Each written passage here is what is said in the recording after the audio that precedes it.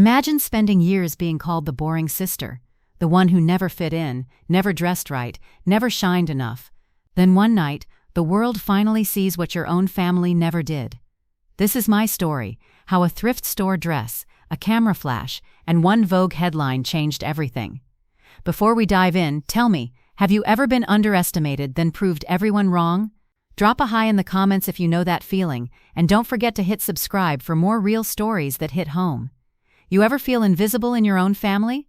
Like you could walk into a room, say something brilliant, and no one would even look up from their phones? That's been my life since childhood. Naomi Carter, the quiet one, the plain sister, the one who tries hard but never quite gets it. My sisters, Monique and Vanessa, have always been the stars. Monique with her glossy hair, endless boyfriends, and designer wardrobe. Vanessa, the trendsetter, influencer before influencing was even a thing. Then there was me, the middle sister who could turn a piece of fabric into something special, but in their eyes I was just the one who liked sewing because she couldn't afford real clothes. I still remember one Thanksgiving, Monique leaning across the table, her gold bracelet clinking as she whispered loudly, "Naomi, did you actually make that skirt? You're so brave." And everyone laughed. I smiled through it, because that's what I'd learned to do. Smile, nod, and carry the sting in silence. But deep down I always believed one day, something would shift. Not because I wanted to feel seen. I'd moved out by 26, renting a tiny one-bedroom apartment downtown. I worked part-time as a fashion assistant at a local boutique, mostly steaming dresses and fixing zippers for clients who didn't even bother to look at me. But every night, after my shift, I'd sit by the window with a mug of cheap tea, pull out my thrift store finds, and stitch. Piece by piece, hour by hour, I'd rework old dresses, sometimes just for fun, sometimes because I wanted to imagine what it would feel like to wear something mine. That's how I found it. The dress. It was a dusty silk gown, hidden behind a rack at Goodwill, marked $12. The fabric was torn in one place, but the shape, the bones of it were divine. I ran my fingers over it and just knew. This dress had potential. That night, I stayed up past 3 a.m. with my sewing kit, humming to myself as the city lights flickered through the curtains. Stitch by stitch, I transformed it, reshaped the neckline, tightened the waist, added soft ruching down the back. When I was done, it looked like something you'd see in a magazine, not a thrift store bin. I took one long look in the mirror, and for the first time in years, I whispered to my reflection, "You look beautiful." And I meant it. A week later, Monique called. Her tone was sugary, which meant she wanted something. "So, little sis, Vanessa and I got invited to this red carpet fundraiser downtown. Big deal, lots of press. You should come." "Really?" I asked. "You want me there?" "Of course," she said with that fake laugh. "Just make sure you dress nice. It's a fashion crowd, you know." I almost said no. I knew the drill. They wanted a third wheel to make their sparkle look brighter, but something in me said go. Not for them, for you. So I said yes. The night of the event, my sisters arrived in a flurry of designer perfume and fake lashes. They looked perfect, I'll admit it. But when I stepped out in my thrift store gown, the one I'd resurrected from dust, their smiles froze. "Naomi," Vanessa said slowly, "that's handmade, right?" "Yeah," I said proudly, "thrifted and redesigned." Monique's laughter filled the hallway. "Oh my God, you're really gonna wear that? You'll embarrass us." I just smiled. Because for once, I didn't feel small. When we got to the venue, they hurried ahead, pretending not to know me. But as I walked the carpet, alone, something magical happened. Camera flashes, not one or two, hundreds. A photographer called out, "Mom, over here, who are you wearing?" I froze, blinking into the light. It's a custom piece," I said softly. The flashes doubled. Someone murmured, "That silhouette. That's bold. That's new." Behind the crowd, I could see my sisters, wide-eyed, whispering, their smiles fading. For the first time in my life, they saw me. And I didn't even know yet. That was just the beginning. Because 2 days later, when I checked my phone over morning coffee, my heart stopped. Vogue, front page, headline, "The look of the night, Naomi Carter in a breathtaking handmade gown." When I first saw my name on Vogue's site, I thought it was a mistake. The article wasn't just a passing mention, it was front and center. Naomi Carter, the unknown designer who stole the show. I sat there on the edge of my bed, my thrift store robe wrapped around me, my spoon halfway to my mouth. My cereal went soggy while I read every word. Twice. They wrote about the craftsmanship, the originality, the elegance. They called my gown a fresh statement against the monotony of red carpet excess, and then, the part that made my heart skip. This bold look was reportedly self-made by Naomi Carter, an emerging designer to watch. Emerging designer, no one had ever called me that before. My phone started buzzing, friends from college, old coworkers, even people I hadn't spoken to in years. Naomi, is this you? Girl, Vogue? You did that. I knew you'd make it one day. And then came the kicker. Monique called. Hey, she said, voice awkwardly cheerful. So wow, you're like trending. Yeah, I said, trying to keep my voice steady. Crazy, right? Totally. We've been getting calls too, people asking if we're your sisters. Oh, I said, letting the silence hang for a moment. And what did you tell them? Of course we said yes. She laughed. I mean, duh, we're family. Family. Funny how that word suddenly mattered again. By noon, my story had been reposted by fashion pages, local news, even influencers who had once ignored my DMs. I didn't even have a website yet. My Instagram was half-broken photos of thrift store finds and random sketches. But somehow, I had over 40,000 new followers overnight. That evening, I sat in my apartment surrounded by chaos, unanswered emails, half-finished orders, and one message that made me scream out loud. From editor at voguemagazine.com. Subject: We'd love to feature you. The next week was a blur. A Vogue editor actually called me. Her voice was calm, professional, like this sort of thing happened every day. Naomi, the world fell in love with your story. A woman who turned something secondhand into something spectacular. We'd love to do an interview, and possibly a collaboration. I tried to sound composed, but my hands were shaking so bad I had to grip the phone with both. I'd love that, I managed to whisper. When I hung up, I cried. Not because I was sad, but because for once, the universe wasn't laughing at me. Of course my sisters noticed. Monique started texting every day. Links to outfits, screenshots of my mentions, thinly veiled compliments. Sis, that's crazy. So proud of you. We should totally do a collab. Family power, right? You know, I always said you had potential. But I remembered every time they'd rolled their eyes at me, every cruel giggle when I showed up in something I'd made. Now they wanted to bask in the glow, but I'd learned something about light. Not everyone deserves to stand in yours. The fundraiser organizer reached out too, asking if I'd come back next year as a special guest designer. When I told Monique and Vanessa, they immediately wanted in. We can all go together again, Vanessa said sweetly. You know, show unity. Sure, I said smiling, but this time, you'll need to RSVP under my team. They blinked. Your team? Yeah, I said, sipping my tea. Vogue asked me to bring 2 models. I was thinking of hiring professionals. Their faces dropped. It was delicious. The following week, I got my first real order. A rising actress wanted a red carpet gown inspired by the thrift store magic. I spent nights sketching, pinning, and stitching until my fingers went numb. The same thrift store table I'd once used to eat noodles became my studio desk. Every seam I sewed felt like another layer of healing. When I delivered the dress and watched the actress twirl before the mirror, she gasped, "This feels like confidence," and I said softly, "That's exactly what it's made of." A few weeks later, I got an invitation that made my sisters choke on their lattes. The Met Gala. Theme: Reclaiming Elegance. I was invited as both a guest and a designer contributor. When I showed them the invitation, Monique's jaw dropped. You? The Met Gala? Why not? I asked. Apparently thrift store girls can go places now. That night, after the calls and chaos, I sat on my balcony, looking at the city lights.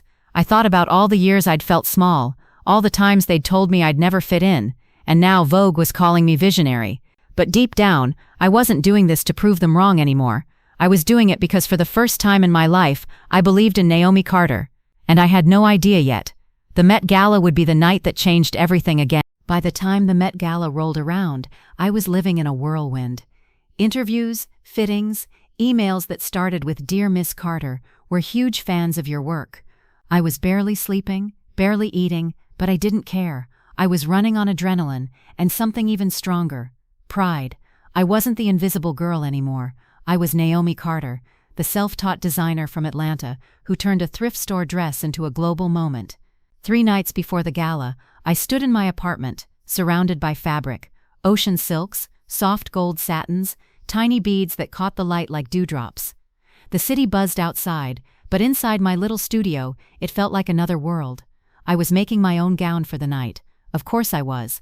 Not borrowed, not designer branded, not something to impress my sisters. This one was for me. It was bold. Gold silk that hugged the body like liquid light, with a deep draped neckline and delicate embroidery tracing the hem. It shimmered every time I moved. When I slipped it on for the first time, I stared at my reflection, heart pounding. This wasn't the same woman who used to hide behind the camera while her sisters posed. This was the woman who owned the room. The morning of the gala, my phone wouldn't stop buzzing. My stylist was confirming hair, Vogue wanted behind-the-scenes photos, and Monique had called 6 times already. When I finally picked up, her tone was syrupy sweet. Too sweet. "Naomi, so funny story, Vanessa and I got last-minute invites to the gala too. Isn't that crazy? Maybe we can go together." I almost laughed. "Really? You got invites?" "Yeah," she said quickly. "Well, sort of, a friend of a friend. Anyway, we'll be there, maybe we can walk in together?" I paused, savoring the irony. "You know, Monique," I said gently, "you once told me I'd embarrass you on a red carpet." She went silent. "But sure," I added, "if you can keep up." That evening, my driver pulled up to the Met. A red carpet unfurled like a river of fire beneath the spotlights. Cameras flashed, people screamed names, the air hummed with glamour and chaos, and for the first time in my life, I wasn't part of the crowd. I was the moment. As I stepped out of the car, the crowd gasped. Flashes exploded like lightning. Reporters leaned forward, shouting, "Naomi Carter, over here! Naomi, what inspired your look tonight?" I smiled, adjusting the fall of my gown. "It's about reclamation," I said, turning something overlooked into something unforgettable. They loved it. Halfway up the carpet, I spotted them, Monique and Vanessa. They stood near the entrance, glittering in borrowed gowns, smiling too wide, trying too hard. But the cameras barely glanced at them. When they saw me, their smiles faltered. Vanessa's jaw dropped. Monique clutched her clutch so tight her knuckles whitened. For a split second, I saw every version of them that had ever dismissed me. The laughter, the whispers, the mockery. And then, I kept walking. The cameras followed, and they, for once, didn't. Inside, I was greeted by editors, stylists, and celebrities who actually knew my name. A famous actress hugged me. "You're Naomi Carter, right? I've been dying to meet you." "I'm honored," I said softly, still half in disbelief. As the night unfolded, I floated through conversations about creativity, self-worth, and fashion as art. No one asked who I was wearing. They asked what I was creating next. That's when it hit me. I'd stopped being someone who wanted approval. I'd become someone who inspired it. Then came the Vogue photographer, the same one who'd first spotted me months ago on that red carpet. "Naomi," he said with a grin, "you're the story again this year. Can we get a few solo shots?" I nodded. He led me to a balcony overlooking the city, golden lights twinkling below like a field of stars. As the wind caught my gown, he snapped photos while saying quietly, "You have no idea how many women you've inspired." And maybe I didn't. But I could feel it. A few tables away during dinner, I saw Monique and Vanessa trying to blend in, their laughter loud and forced. Someone whispered near them. I couldn't hear what, but I caught the side eyes, the polite smiles. Vanessa caught my gaze across the room, her expression softening. For the first time there was no jealousy, just something else. Maybe shame, maybe realization. When the Vogue editor came over to toast me for being the spirit of the evening, I saw Monique's lip tremble. "To Naomi Carter," the editor said, raising her glass. "Proof that authenticity never goes out of style." The room clinked glasses. Monique looked down, and I lifted my chin and smiled. That night back home, I laid the gold gown across my bed. My phone was still blowing up. Messages, tags, headlines. "Naomi Carter stuns again. The look of the year. From Thrift-store to Met Gala star." But I didn't even need to read them, because the victory wasn't about fame or headlines anymore.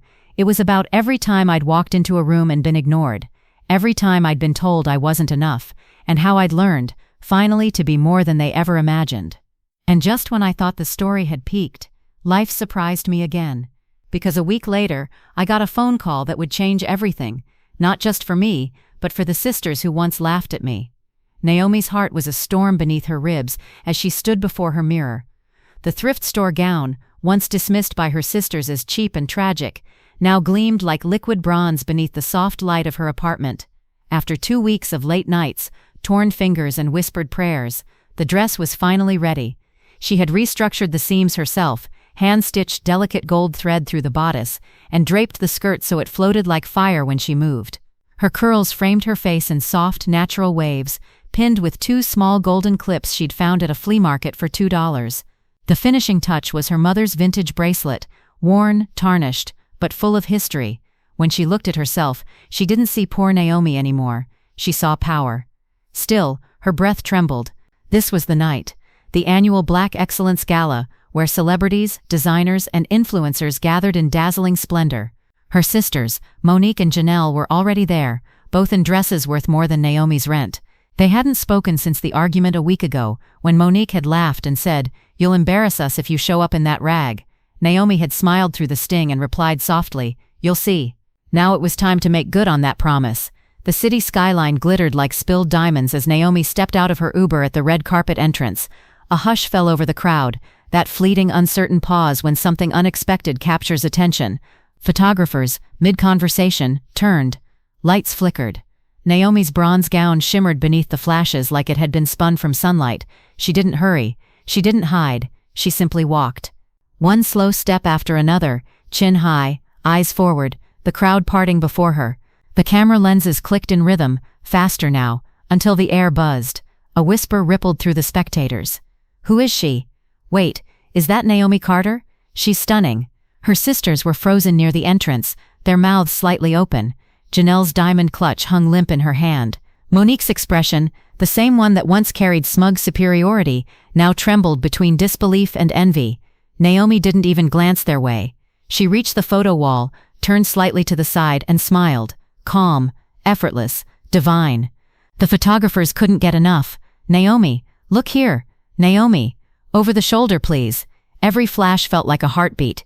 Every click, a victory. Inside the gala, the world spun around her in gold and laughter. Naomi accepted a glass of champagne from a waiter, her fingers steady despite the adrenaline thrumming beneath her skin.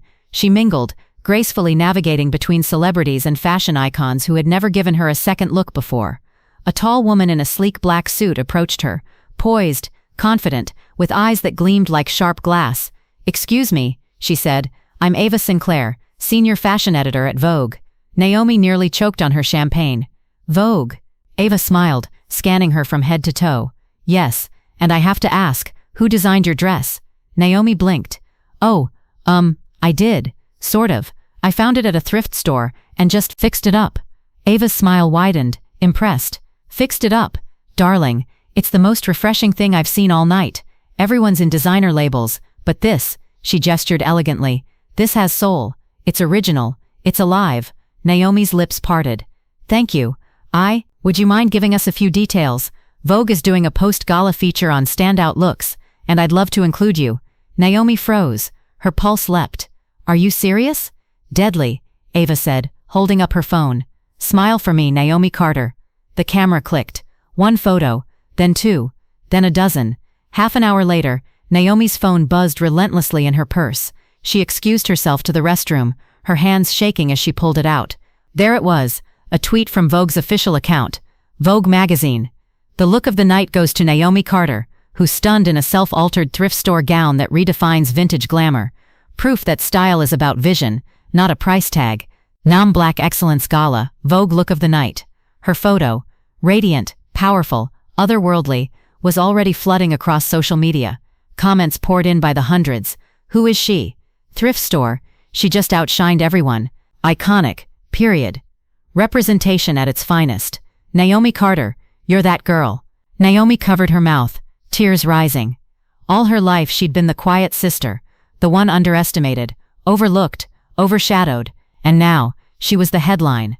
At that exact moment, Monique and Janelle were standing across the room, phones in hand, faces pale. Janelle whispered, "Naomi's on Vogue's page." Monique swallowed hard, voice trembling. They called her the look of the night.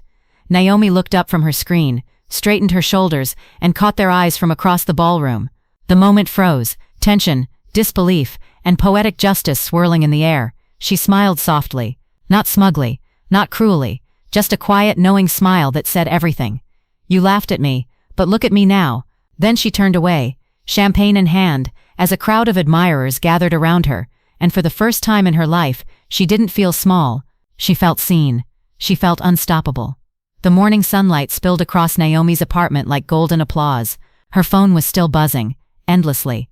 Notifications stacked upon notifications, mentions, follows, requests, Vogue, Essence, Elle, and even local blogs were tagging her, praising her, reposting her face. Naomi Carter, once the sister mocked for thrift-store habits, had become the story. Her kitchen table was a battlefield of half-eaten pastries, an open laptop, and her buzzing phone. The TV hummed softly in the background, tuned to a morning talk show, and then she froze mid-bite. The host's voice cut through. Last night's Black Excellence Gala had no shortage of glamorous looks, but the unexpected breakout was Naomi Carter, a young woman who turned a $20 thrift store find into the night's most talked-about gown. Vogue called it the look of the night. And honestly, they were right. The screen showed her photo, that same moment frozen in gold, her standing alone on the red carpet, smiling beneath flashing lights, confident, radiant, unforgettable.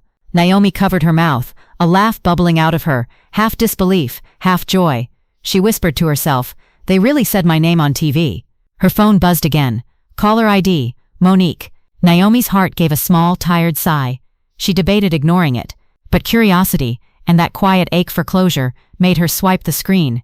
"Hello?" There was silence at first. Then Monique's voice, cautious and soft, like a truce flag.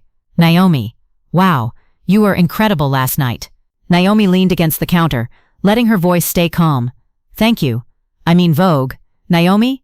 You were trending everywhere. Everyone at the after-party was talking about you." Naomi smiled faintly. "That's funny. 2 weeks ago, you said I'd embarrass you." A pause. The sound of guilt breathing on the other end. "Yeah, I know. I shouldn't have said that. I was just jealous, I guess. You've always had this quiet confidence I can't fake. And when I saw you walk that carpet, I realized I was the one who looked small." Naomi didn't gloat. She didn't twist the knife. She just exhaled slowly. "You don't have to explain, Monique. I just wanted to stop letting other people decide what I'm worth." Monique's voice softened. "Well, whatever you're doing, keep doing it. You made us proud, even if we didn't act like it." Naomi smiled. "Thank you, Monique." Then, as if she couldn't resist, Monique added lightly, "By the way, I heard Vogue is doing a feature on you. You'll need a manager. You know I could." Naomi chuckled, cutting her off gently. "I'll think about it," but she already knew her answer. Later that afternoon, she stepped out into the city. For the first time in her life, people recognized her. At the coffee shop, 2 women whispered and smiled when she walked in. "Excuse me," one of them said shyly. "Are you Naomi Carter? The thrift store designer?" Naomi grinned. "I guess that's me. We loved your look. You're such an inspiration." Her chest warmed. Inspiration. Her. She spent the next few hours replying to DMs, sifting through messages from stylists, photographers, and even a small New York boutique that wanted to collaborate on a sustainable fashion line. It felt surreal, like life had pivoted overnight, and yet beneath all the noise, there was a calm, grounded joy. She hadn't become someone new. She'd simply been seen for who she'd always been. By evening, Naomi was sitting in her apartment's tiny balcony, watching the sunset smear orange and pink across the city skyline. A soft knock came on the door. She turned. It was Janelle. Naomi blinked, surprised. Her middle sister stood there awkwardly, holding 2 takeout containers and a bottle of wine. "I figured you might not have eaten," Janelle said quietly. "Can I come in?" Naomi hesitated for half a beat, then nodded. They sat on the couch silent for a moment, eating noodles and sipping wine. It felt almost normal. Then Janelle exhaled. "Naomi, I owe you an apology. For everything." Naomi looked at her. Janelle's eyes were glassy. "I laughed at you because I didn't understand you. I always thought confidence came from expensive things, labels, designers, attention. But when I saw you walk that carpet, you didn't need any of that. You looked like you belonged there, like the whole room was lucky just to have you in it." Naomi's throat tightened. She set her glass down and whispered, "Thank you." Janelle smiled faintly. "And now, you're on Vogue." "Vogue, Naomi." Mom would have been screaming if she was still here. They both laughed softly, the kind of laugh that carried love and ache all at once.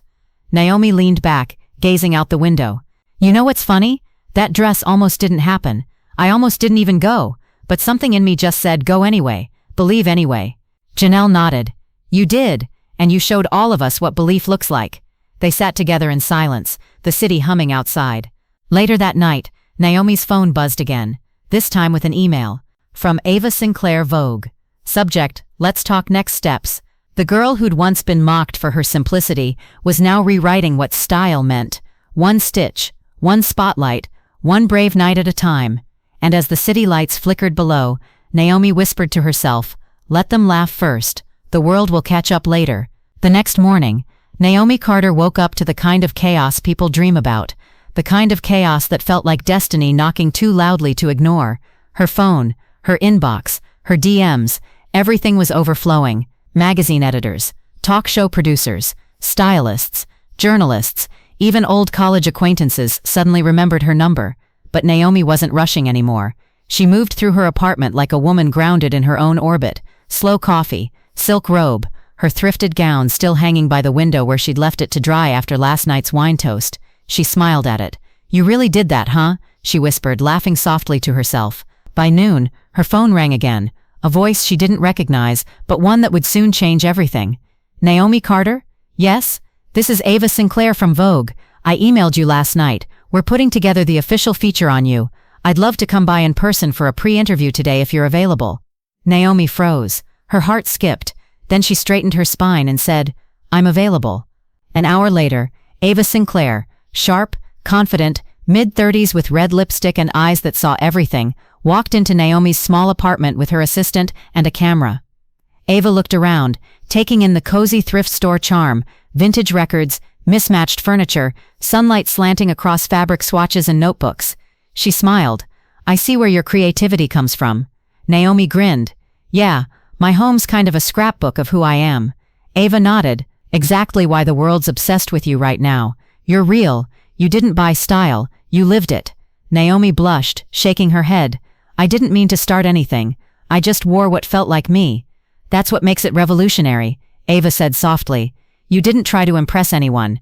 You defined what elegance looks like." They sat for hours, talking about Naomi's childhood, her love of finding beauty in discarded things, and how her sister's mockery had shaped her resilience. Ava listened closely. No interruptions, no pity, just respect. By the time the camera clicked its final shot, Ava said, "Naomi, I think people will see themselves in you. You're proof that the spotlight can find you, even if you start in the shadows." Naomi smiled faintly. "That means more than you know." That evening, Naomi was invited to an exclusive fashion panel. Her seat was right beside designers and celebrities who'd never looked her way before. Flashbulbs exploded when she entered again. But this time, she didn't walk in alone. At her side was Janelle. Her sister had asked humbly if she could come, and Naomi had said yes, because Grace looked good on her now. The moment they entered, whispers fluttered like butterflies through the crowd. "Isn't that the girl from Vogue? She's the one with the thrift store gown. She looks incredible." Naomi wore a flowing golden dress, elegant but simple, her hair up, her confidence effortless. On stage, a moderator turned to her. "Naomi Carter, the woman of the hour. What message would you give to young women who feel invisible or underestimated?" Naomi took the microphone, her voice calm but powerful. "I'd tell them, you don't need permission to shine. You don't need validation to be valuable. I was laughed at for wearing what I could afford, for living how I wanted. But style isn't about what you wear, it's about how you walk through the world when nobody's clapping." The room fell silent. Then applause thundered like rain on a roof. Cameras flashed. Reporters scribbled. Janelle wiped a tear. Naomi smiled, breathing in the moment, not out of pride but peace, because she finally knew. She'd become everything they said she'd never be, and she did it without losing herself. After the panel, as guests mingled and champagne glasses clinked, Naomi stepped aside for air. That's when she heard a familiar voice, hesitant, nervous, trembling just a little. "Naomi?" She turned. It was Monique. Her older sister looked smaller somehow. The glamour still there but muted. She held her clutch like a shield. Naomi stayed still. Monique swallowed. "I just wanted to say I saw your panel. You were brilliant. I'm sorry for the things I said before the gala. I didn't mean to." Naomi raised a hand gently. "Monique, you don't have to explain. I've already forgiven you." Monique's eyes welled. "You're really something, Naomi. I was wrong. I thought you'd always be in our shadow. But turns out you are the light." Naomi smiled.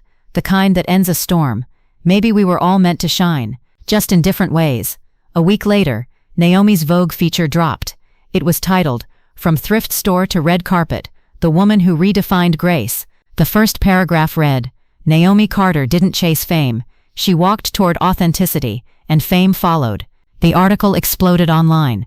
Brand deals followed, speaking invites, styling requests, but through it all, Naomi stayed Naomi, still visiting her favorite thrift shop, still chatting with the owner, still believing in the magic of finding beauty in the overlooked. Months later, during her first public collection showcase, a line called Reclaimed Queens, she invited her sisters to the front row.